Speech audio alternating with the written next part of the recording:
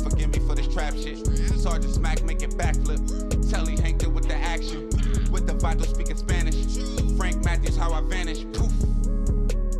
Came back like I'm King Tut. Gold BBS is on a beamer. When Fat Cat was 10 queens up. Ball off the profit, not the re-up. Fly like Puerto Rican Jesus. Uptown like I'm Baby May. Just caught a touchdown from the Bay. All being hosted by T-White and the No Line Gang. Your tax return, and with tax day approaching, a startling warning.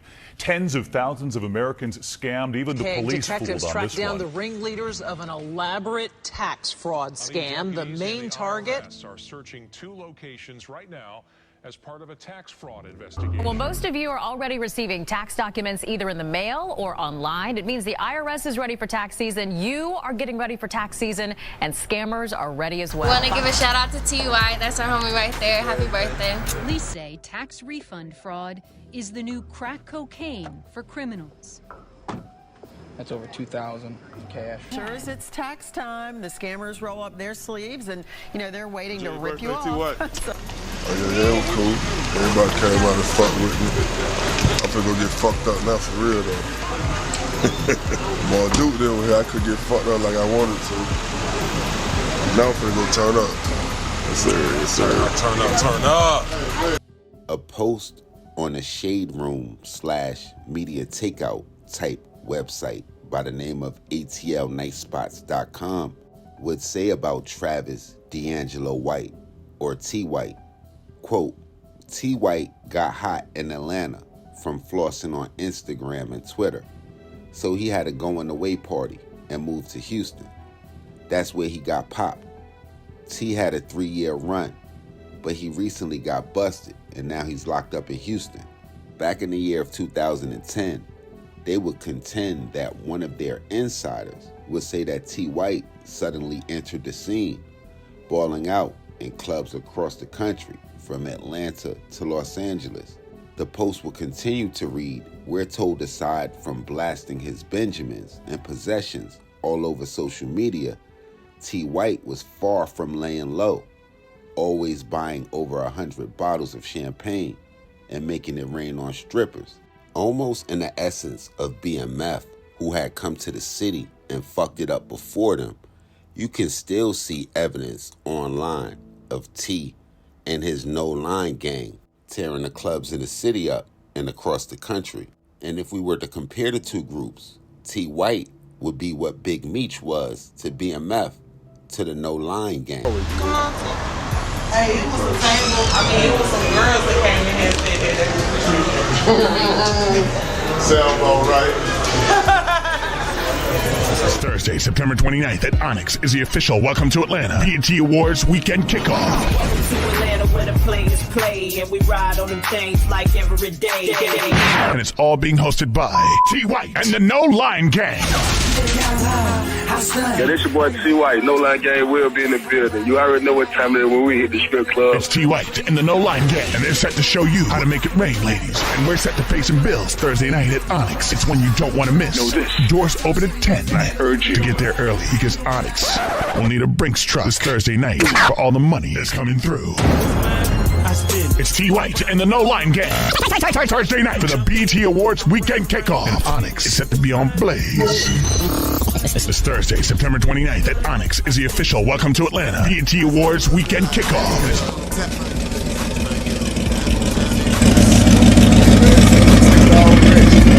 All bitch, I got with him. All bitch, I got with him. What's about with him? Straight up. Up here, Frank Ski, birthday dinner. I got the whole family in here. About to eat, party. Get ready for the Miami trip tomorrow. It's going down. Yes, sir. Everybody got on suits. I feel like I ain't dressed right. I got jeans and tennis shoes on. What's happening? You already know what it is, man. Out here supporting White birthday, man. You already know Happy Early 419, man. Let's go, man. No Line Gang. Let's go.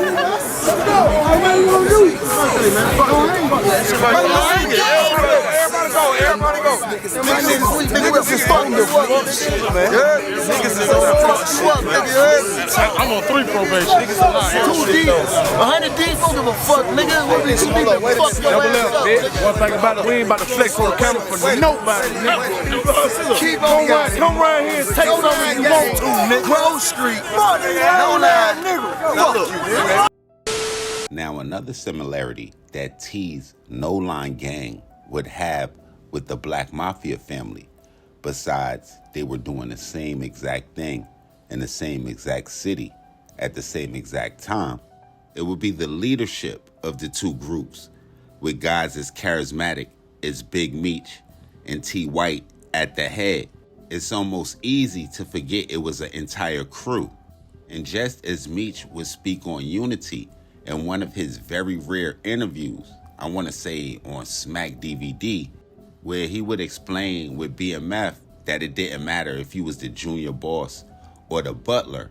If you were in the city and had a chance to catch a glimpse of the No Line Gang in action, it would be obvious that T. White felt the same exact way.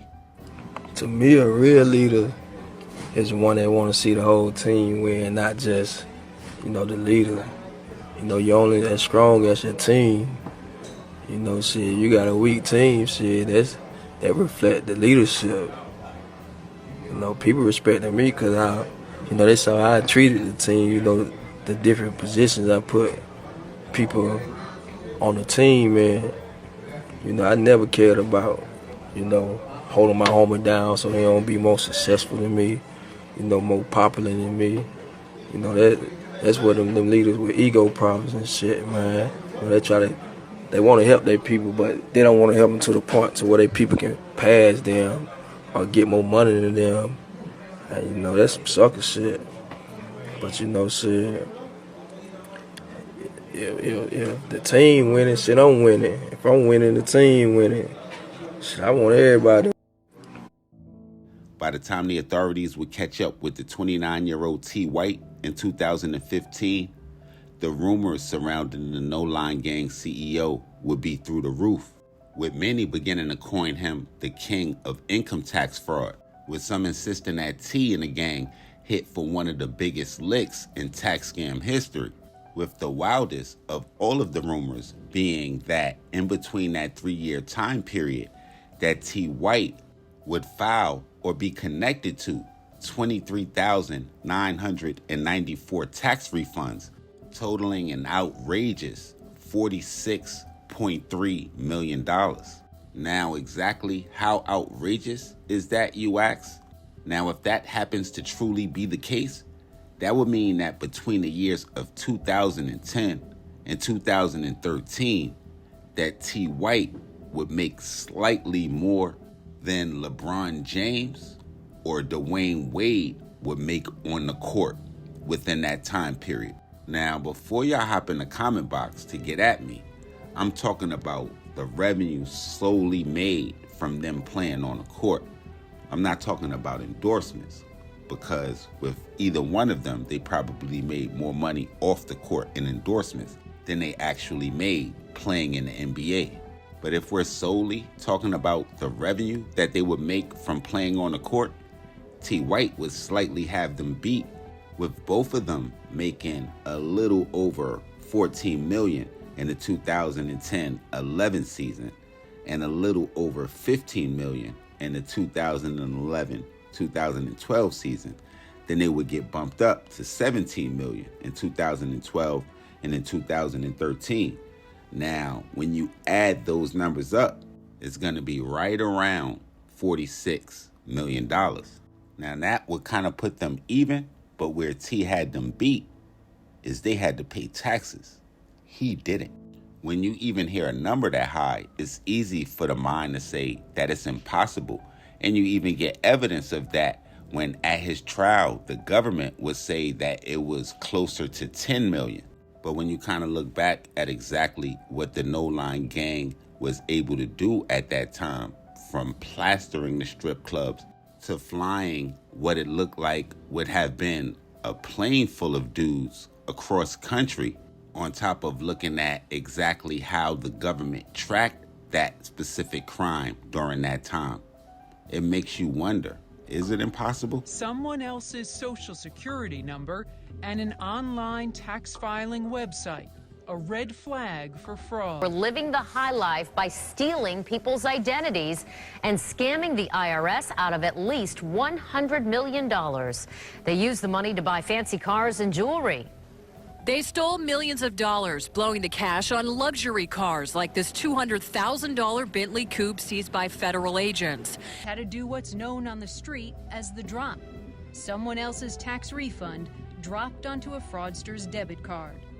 The fraudulent tax filings reaped huge returns, according to police. Every envelope you see here represents a person. Some who never knew their identities were stolen until it was too late. Once they go to file their tax return and it's bounced back and it says you already filed. The envelopes have debit cards inside worth as much as $5,000. The year-long investigation called Operation Rainmaker intercepted 100 million tax dollars, recovered 5 million, and netted 49 arrests. Suspects whose quick cash dried up, but investigators believe Tampa's rain parties are just a fraction of a nationwide problem. The IRS efforts to curtail it aren't working. I don't think that I have ever seen this magnitude of fraud that is just wide open. It's wide open, and there just doesn't seem to be much being done about it. I was surprised when She says suspects charged by local police know the penalties are light. Where'd you get all cash? Unless there are federal charges, which in most cases don't happen or take a long time to file. For its part, the IRS identified $6.5 billion in tax refund fraud related to identity theft last year. So just to be clear, I know you can tell us how much has been caught, but the IRS can't say how much of this fraudulent money has ended up in criminals' hands. We process 140 million tax returns at IRS on a given year. The greatest majority of our taxpayers file a legitimate tax return. So, do some of these fraudsters, perpetrators, actually get a tax refund illegally? Unfortunately, yes. But for the actual, size of the problem, we probably need to get back to you with a number. Law enforcement tells us there's a simple solution to curbing much of the fraud. Don't allow the refunds to be put on debit cards. Why hasn't the IRS stopped that? Not every taxpayer has a bank account.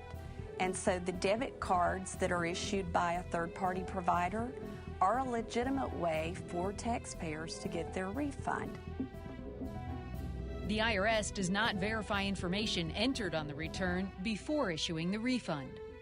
How much of this has to do with a speedy return? I know you want to get the return to the taxpayers as early as possible. Is that part of the problem? The balancing act is something that we're constantly aware of. I mean, the American taxpayer that's worked hard all year long and is depending on that legitimate refund, they have a right to get that refund from IRS as quickly as possible. And the fraudsters? They know time is on their side. The faster the IRS sends out the returns, the sooner they get some hardworking taxpayers' cash. It's too profitable for the bad guys to not keep trying. Millions are targeted every day because it works. It's a $10 billion loss annually.